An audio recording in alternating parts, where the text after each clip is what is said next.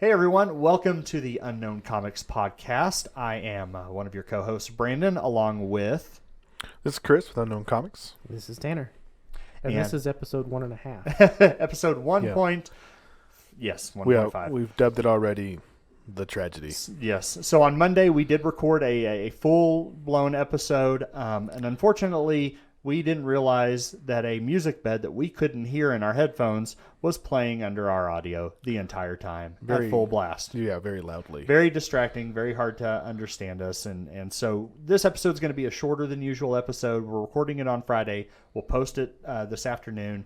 And then next Monday, we'll get back into our routine of recording the full episode. We have taken steps to prevent this from happening again. Yeah, we just spent a couple hours. I more or less watched, but these other two guys just spent a couple hours making sure that this will not happen again. No more tragedies. That won't happen again. Other things may totally happen. That won't happen again. It's a learning experience. Yep. So we're going to go, the first thing we're going to hit on is The Mandalorian episode, what number? 6, right? It throws me off that they didn't... Because they do chapters. Oh, yeah. I so think we're 13. Yeah. It'd be 14, wouldn't it? Because it was the 6th one of this season. Yeah, something like that. It's called The Tragedy. I feel like I wasn't prepared. And basically, there was the reintroduction of Boba Fett proper. Yeah, which was epic. Yeah, we all knew it was coming. It was great. You finally, for the first time in cinematic history, get to see Boba Fett actually be a badass for once. Yeah, it was awesome. Yeah, no, great episode. Of course, now we've got the cliffhanger of Grogu being kidnapped by Moff Gideon, and now he's gathering up everybody to go spring Grogu. All in all, I liked the episode. Thought it was great. You know, a lot of the season was we knew what was coming, we just didn't know how we were getting it, right? How they were going to weave the storylines and everything. And it looks like Boba Fett is going to, for at least the rest of the season, have a prominent, part of. He owes basically a life debt to Mando for the time being. An armor debt. Yeah. So Boba Fett back in his armor, filling it out a little bit more than he did, which technically that wasn't Tamora Morrison. Correct. Yeah. This is the first time. This is the first time Tamora Morrison's ever actually worn Boba Fett's armor. If you think about it, because in the original movies, that was a stunt double in episode 3. That was Jeremy Bulloch. Okay. Oh, in episode 3. Yeah. 2. That was Clone Wars. That was Jango. That was Jango, but it was still the same actor. but it's the same actor, and it's technically the same Technically armor. the same armor. Yeah. So yes, this is the first time he's donned Boba's armor. Seen it in what we've seen Boba wear. Yeah. In this form. Jeremy Bulloch being the actor in the original trilogy. So yeah, great to see him. You see Fennec comes back, Ming-Na Wen's character. Yep. She comes back and has a new cyber torso. Yep. It's got to be easier to process whatever you want to eat. Yeah. I mean, so there's just nothing they can't replace with cybernetics. Hands. Well, I guess Darth Vader's pretty much all cyborg. Yeah. So there you go. The cyber prosthesis in the galaxy far, far away is real. Mm-hmm. So I liked it. I'm excited to see what they do. We're probably going to watch it tonight or tomorrow. There'll probably be a lunchtime watch again. That Tanner probably won't be a part of because he's definitely afraid of his wife if he doesn't watch it with her. It's big trouble. I don't want to get in trouble with you guys.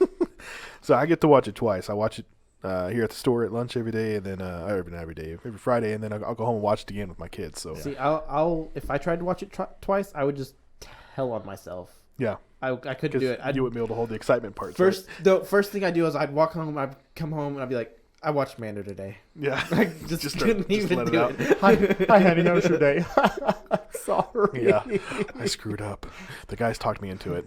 It's like, I'd like to... She'll ban me from the store. Yeah. No, I don't want that. Sneaking off to watch Mando. Where were you? I was cheating on you. No, you weren't. You were watching Mando. Yeah.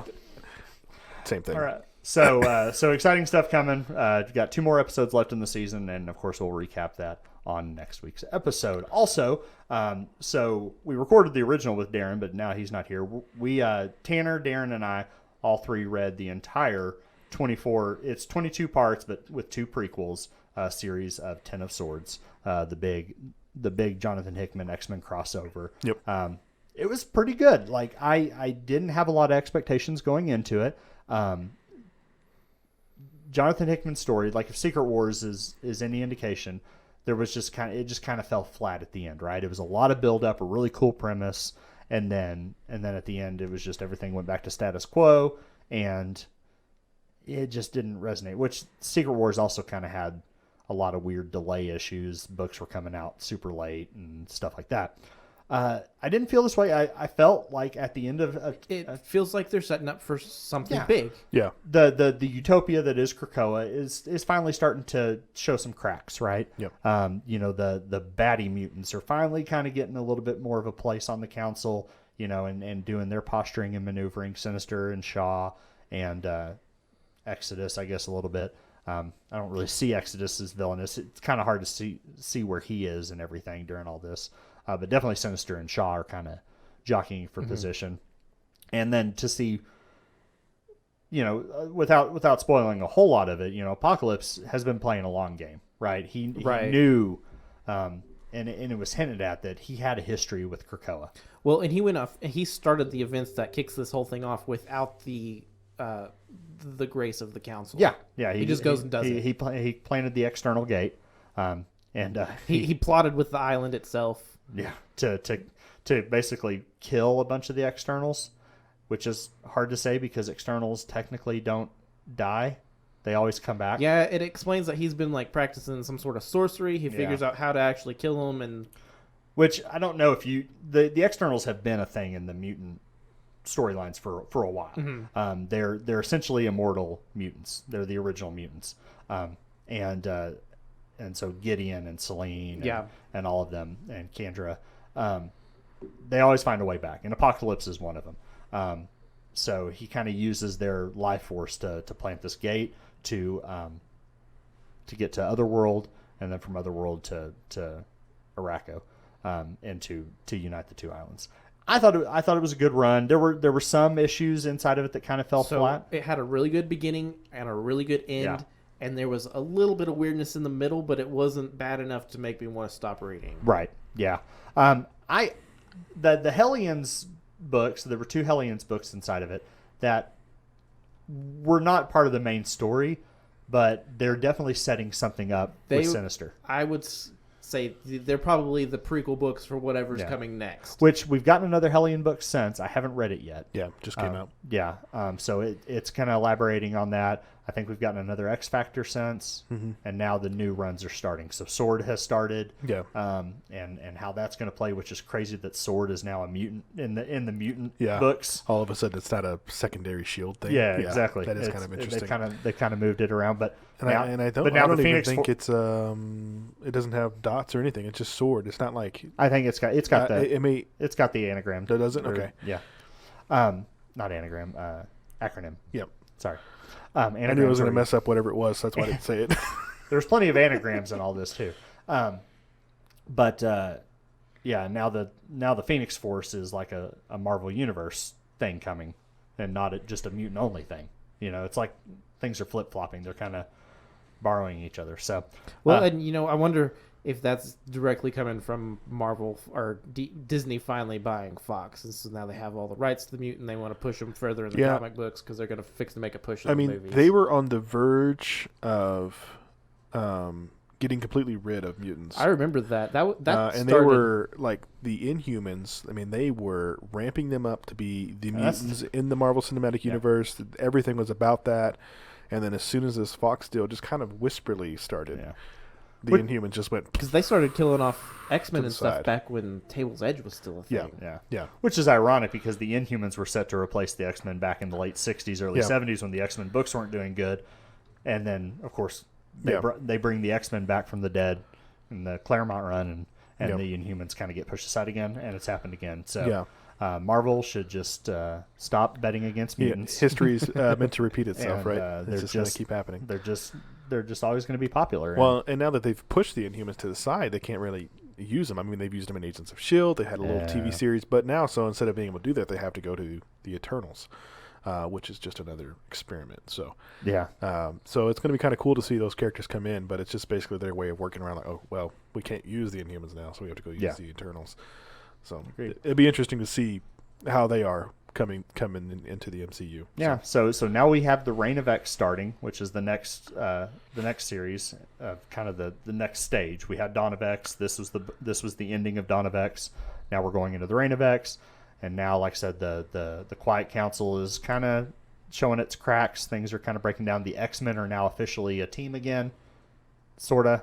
Cyclops says they are. Yeah. I didn't even realize they weren't a team. It never explicitly says it, but if you go back and look at all the Dawn of X stuff and after House and Powers, Cyclops and Wolverine have been working together for Now within a while Ten now, of but Swords, it outside of that- explicitly said it in one of the side note pages. like towards the end. Yeah. Yeah, like when he announces that the X-Men are back, that's when you're like, oh yeah, they're not a team right now. There's X-Force and there were the Hellions. Those were the only two official teams of anything. Yeah. So now they're back as a team. What their role is? Well, you had the Marauders too. Marauders are technically just so for those like me who don't know right now, what is that team makeup? Who is on this team? It was hard to say because basically it was him gathering everybody that was still on the island because you just saw them all kind of come from a portal and it was just freaking everybody. It was everybody. Yeah. So it's like the end of Endgame. Yeah. So the whole X-Men assemble. the whole premise of the X-Men as a team is they're the heroic team, right? They're the ones that are going to be the heroes that humanity doesn't support, but they're going to do anyway, right? That to show that mutants do have a place in society. Yeah. So with House and Powers, the reason the X-Men team doesn't exist is because now Krakoa's kind of being very isolationist. Yeah. And all that stuff. They're getting themselves set up for something going on. So I think now we're seeing that Krakoa is going to be more involved in the more global heroic scale, which is good to see. I mean, it's a status quo thing. All books have to kind of come back to their normalcy, right? Yeah. The Franklin Richards effect, I like to call it. Yeah. Well, we're being done with Dawn of X. We're coming into Reign of X, so we have to have that transition there to that. Yep. So it was a good run. I was impressed. So like I said, this is going to be a short podcast. We're not going to go into a bunch of the other stuff we went into in the long one. We'll save that for other shows. But next week, we're going to recap the next episode of Mandalorian, the penultimate episode. So we got 2 more episodes left. We'll go over that one. And then last night, Disney dropped a bunch of bombs about all their plans for Lucasfilm, all their plans for Marvel, Pixar for the next few years at their investor relations kind of conference, web conference thing that they did. Bunch of huge stuff. Don't want to spoil anything. People are probably already reading it. But we're going to go over that in detail. Super exciting stuff. Star Wars, Disney, Marvel, all of it. Everything. I mean, it's going to be huge. A lot of stuff we knew was coming, but and it just got confirmed. Yeah, and then some stuff we had no idea about. No clue. So. One thing in particular I'm really jazzed about, but I'm going to save that for next week. That's it for this show. Chris, how can they find us? Yeah, so check us out. If you want to get anything from our store, it's unknowncomicbooks.com. If you want to find us, you can find us on Facebook, Instagram at unknowncomicbooks. Of course, we're on Twitter as well at unknown_comics. And then, of course, you can watch the podcast on YouTube, and then you can find us on any of your streaming services like iTunes Podcast, Spotify, Amazon, all that stuff. Yep. They've technically already found us on one of those. Yep. Yes. Now, so for any of you interested, I will also include a link in the description to our box set for Ten of Swords. Yeah. Okay. Yeah. So you can grab all. We did an exclusive for each cover. We have tons of different artists that got to work on that for us. It's a great set. The full box comes with the entire series, so you can just all 24 books, and it comes in a really cool custom box. Custom Unknown Comics X of Swords, 10 of Swords box. Wait, the prop is over there. Yeah, we don't need it. It's okay. It's all good. But yeah, if you can find that unknowncomicbooks.com, then of course, like I said, Tanner's going to set a link up in there as well. So. All right. Well, thank y'all for joining us. Sorry that it's a short episode, that it's not the full-blown episode. We'll be back next week, and we've got a lot more to show y'all. Thanks, guys. Thanks, guys.